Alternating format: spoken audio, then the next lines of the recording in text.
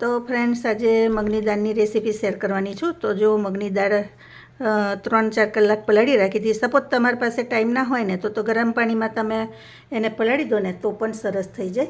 આવી રીતે તૂટી જાય એવી થઈ જવી જોઈએ. બરાબર. હવે મિક્સર જાર લીધો છે, એમાં દાળ બધી એડ કરી દઈશું. અને પાણી થોડુંક કાઢી લીધું છે અને પછી એડ કર્યું છે. થોડું પાણી રહેવા દીધું છે. હવે આને આપણે પીસવાનું છે. એમાં આપણે લસણની કળી છે 4, તે એડ કરી દઈશું. આદું લીધું છે 1 ટુકડો, એ પણ અંદર એડ કરી દઈશું અને આને પીસી લેવાનું. હવે આટલું પીસાય એટલે આપણે એમાં મરચું એડ કરી દઈશું. તો મરચું મેં આવું આવે ને તે મોડું આવે તે લીધું છે. થોડુંક તીખું મીડિયમ છે, બહુ તીખું નથી. તમે ચાહો તો તીખું એડ કરી શકો.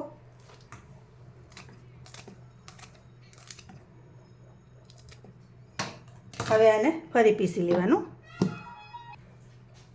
હવે પીસાઈ ગયું છે, એને આપણે બાઉલમાં કાઢી લઈશું. હવે આમાં નાખવા એક મસાલો તૈયાર કરીશું. તો આ કઢાઈ લીધી છે, એમાં આખા ધાણા આવે તે લીધા છે, મરી લીધા છે અડધી ચમચી, વલિયારી છે, 1 બાદિયું છે અને થોડુંક જીરું છે. આ બધું આમાં એડ કરી દઈશું. હવે આને ગેસની ફ્લેમ ધીમી રાખીને આપણે શેકી લેવાનું છે.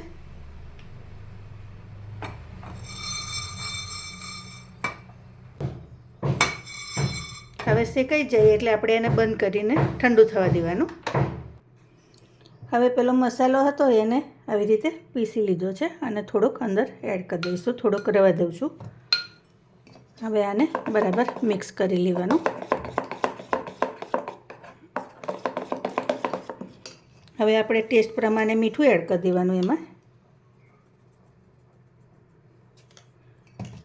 હવે એને બરાબર ફેટી લેવાનું.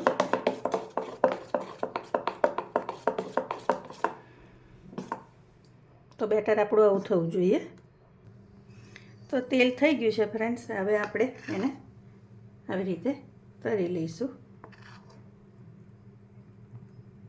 આમાં એનો શેપ કોઈ બી હોય ચાલે.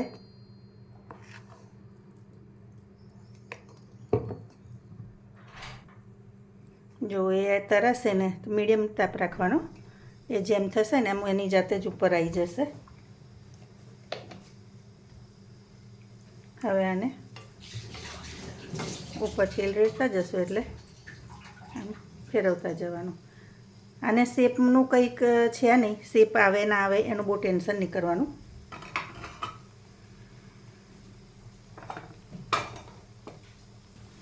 તમને એવું થશે કે આ પકોડા બનાવે છે. હું પકોડા નહીં બનાવતી, તમને અલગ રેસીપી બતાવું છું.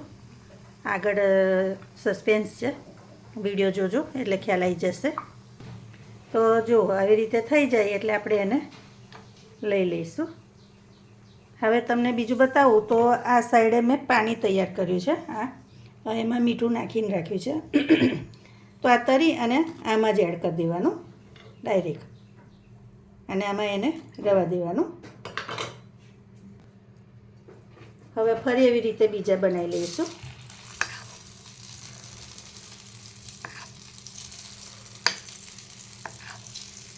તેલ થયેલું હશે ને તો એની જાતે જ ઉપર આવી જશે. તમારે એ કરવાની જરૂર જ નહીં પડે, ઉલટ કરવાની. જોયું?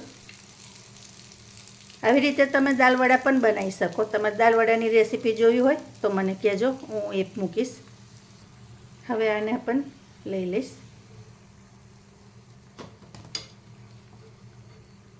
પછી હું એક તમને તોડીને પણ બતાવું અંદરથી કેટલા સરસ થાય છે એવું. તો જો ફ્રેન્ડ્સ, આ છે ને તે પાણીપુરીનું પાણી જે બનાવીએ ને, ફુદીના, ધાણા, સંચળ, ચાટ મસાલો, પછી મીઠું, એવું મરચું લીલું, સહેજ આદું નાખ્યું છે, એવી રીતે મિક્સ કરીને પીસી લીધું છે ને એનું પાણી છે. હવે આ પાણીમાં એટલે નાખ્યા છે ફુલકા કે તેલ પાણી આમાં છૂટે ને તો વધારે તેલવાળું લાગે.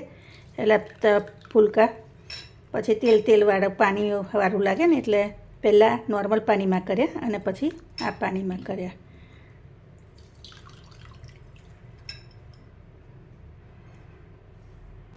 હવે એમાં આ ચીલી ફ્લેક્સ છે એ એડ કરી દેવાના, અને આ ડુંગળીની સ્લાઈસ છે એ પણ અંદર જ એડ કરી દઈશું.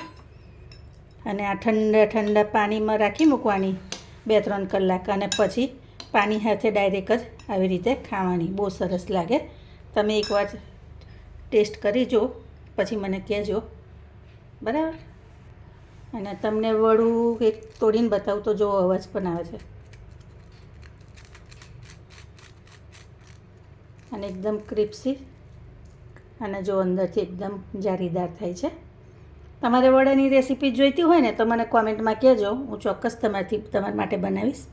ચાલો તો નવી રેસીપી સાથે ફરી મળીશું. Thank you.